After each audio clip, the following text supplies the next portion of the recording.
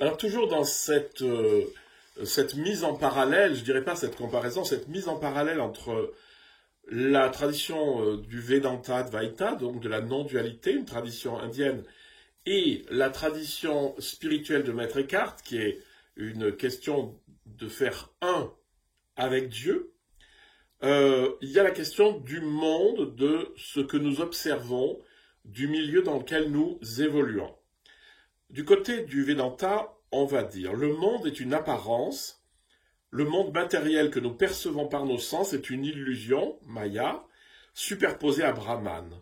Il est réel en un sens pratique, mais irréel ultimement. Alors là, on voit tout de suite que ça risque de déraper. Le monde est une apparence, donc le monde n'existe pas. Le monde est pure fabrication de l'esprit. Ça, c'est une erreur extrêmement courante. Et la seule chose que je vous propose, c'est le test de la gifle. Si je vous fous une gifle, vous n'allez plus me dire que le monde est une apparence, vous allez me la rendre, ou alors vous allez me demander pourquoi tu me gifles. C'est-à-dire le danger de ces circonvolutions cérébrales sur ces réflexions, c'est que finalement le monde est une illusion, donc il n'existe pas vraiment. Non, le monde est illusoire dans la mesure où il nous donne une impression de stabilité, une impression de solidité existentielle, mais en fait, on sait très bien que tout change, tout varie. On est parti d'un Big Bang où il y avait quasiment rien, la taille d'un grain de riz.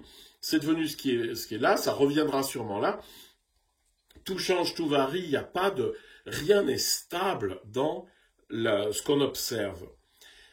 Comment va dire Eckhart? Eckhart va dire le monde est soumis à la temporalité, c'est-à-dire ça va, ça vient, le temps fait les choses, il se passe des choses. La matérialité, bah évidemment, le monde que l'on observe est un monde matériel, et la multiplicité, c'est-à-dire le fait qu'on a l'impression qu'il y ait des objets séparés. Ça, c'est un des travaux qu'on peut faire spirituellement, c'est de plus se considérer séparé des choses. Là, il y a un arbre devant moi. Certes, cet arbre n'est pas au même lieu que moi, cet arbre n'est pas moi, mais sur la réalité ultime, sans doute que oui. C'est la non-dualité. Hein. Le monde, alors Eckhart, le monde n'est ni éternel ni spirituel. C'est-à-dire il est matériel et il n'a aucune stabilité. Soumis au changement, il n'est pas comme Dieu, immuable et éternel. Et là, je crois que tout le monde est d'accord. Le monde tel que nous l'observons, nous avons un biais, parce qu'on vit dedans, et on a l'impression que le monde est stable, et à la limite, nous, on s'agite au milieu du monde, et que tout ça, ça bouge, et c'est vrai, hein, mais que c'est pas, enfin, qu'il y a une espèce de stabilité, comme si la matière était un absolu. Et c'est pas le cas ni dans l'Advaita, ni chez Eckhart.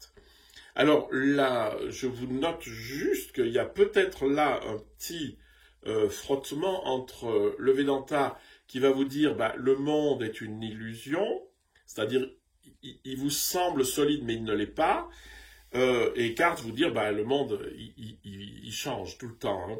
Donc le danger de considérer que le monde est une illusion, c'est de croire qu'il n'existe pas, que c'est une fabrication mentale comme l'imaginaire. Or, ce n'est pas vrai. Hein. Méfiez-vous de ce genre de remarques parce que vous ne pouvez rien en faire. Sinon, à essayer de sortir du monde, ce que vous ne pouvez pas du tout. Hein. Donc, si on fait toujours ce parallèle, ce qui est intéressant, c'est que le monde existe certes, mais son existence est relative, alors que le monde de Brahman ou de Dieu est un monde absolu.